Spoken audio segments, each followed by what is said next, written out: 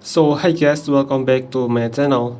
In this video I will show you the tutorial how to fix the keyboard writing changing on an Infinix cell phone.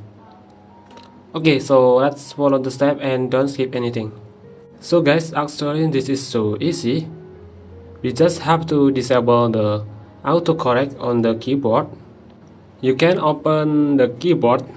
For the example, we just have to open the Notes apps, and you can create any notes like this to open the keyboard. You can tap on it to select the setting, and then you can select on correction and suggestion. And in this option, we have to disable like this.